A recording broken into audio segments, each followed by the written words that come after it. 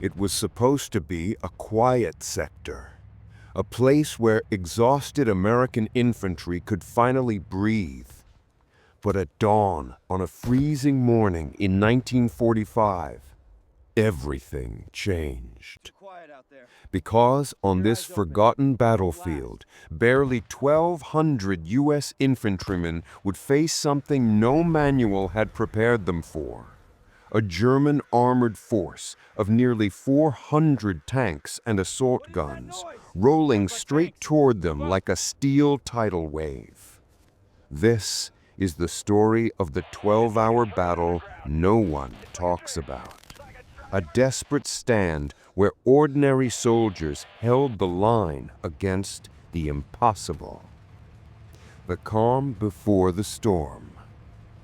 It began in the hills east of the Rhine, where the 106th Infantry Division had taken positions along a thin, cold ridge. Most of the men were new. Many had never seen a real German tank, only grainy training photos. But they saw the warnings long before they saw the enemy. The ground trembled, birds took flight, and one soldier later said, "The earth began to hum like a train rolling underground." At first, they thought it was thunder. Then came the sound they would never forget. Tracks. Hundreds of them. This wasn't a normal attack. It was a last-chance gamble. The German High Command had scraped together every armored vehicle still capable of movement. Panthers, Panzer IVs, Jagdpanzer IVs, and even aging Stugs pulled out of repair depots. Their mission? Break through the American line within 12 hours and open a corridor to retreat the remains of two trapped German armies. If they failed, 50,000 men would be cut off forever. For the Americans, this meant one thing. They were standing directly in the path of a desperate armored stampede. "They're coming out of the forest!" At 8:10, the first Panthers appeared, dark silhouettes emerging from the tree line like shadows coming alive. Then more and more.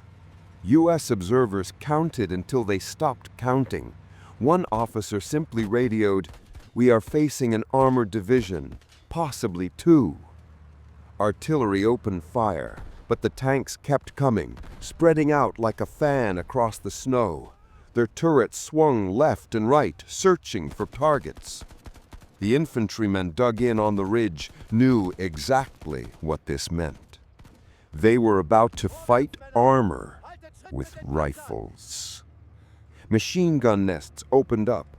Bazooka teams scrambled into position. Anti-tank gunners waited until the last possible moment. A lone M1 57mm anti-tank gun scored the first kill, hitting a Panther in the side. But the crew died seconds later when another German tank fired back. Everywhere along the front, the story was the same. The Americans slowed the German advance, but could not stop it. Still, they refused to break. Most infantry would withdraw when facing a force this size, but these men didn't. Small squads held crossroads, bridges, and culverts, buying minutes with their lives. A bazooka team of 2 men knocked out 3 tanks before being buried in debris from a 4th. A machine gunner kept firing even as German tanks rolled behind him. His final transmission said only, "I'm still here." By noon, the Germans had advanced, but at a cost they hadn't expected. At 3 p.m., the battlefield shook again, but this time it wasn't German armor. It was American.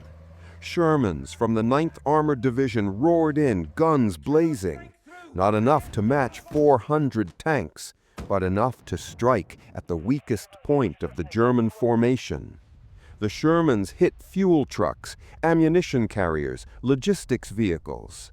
Behind the German front line, chaos exploded. The armored wave slowed, then stumbled, then began to fracture.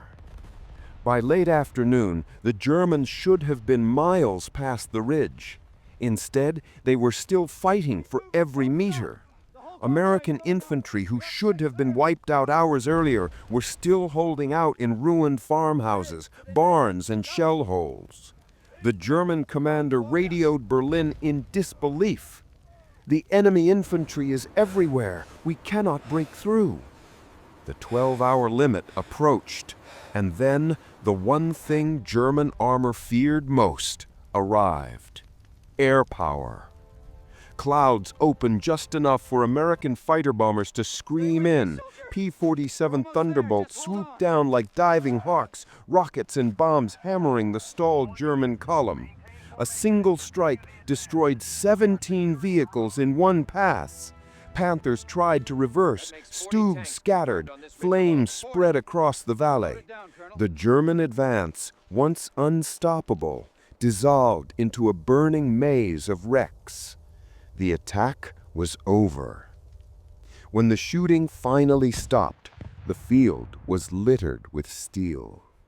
The Germans had failed to break through the American line.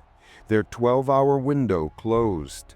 Tens of thousands of their soldiers remained trapped behind the collapsing front. And the American infantry? They had defended their ridge at a terrible price. But they had done the impossible. 1,200 infantrymen had stood against nearly 400 tanks and stopped them. Most history books barely mention it. It wasn't part of a grand strategy. It didn't change the entire war. But for the men who survived it, and for the ones who didn't, it was proof of something far greater.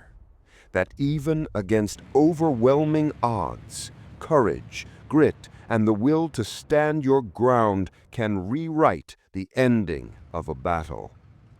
The world may have forgotten this 12-hour battle, but history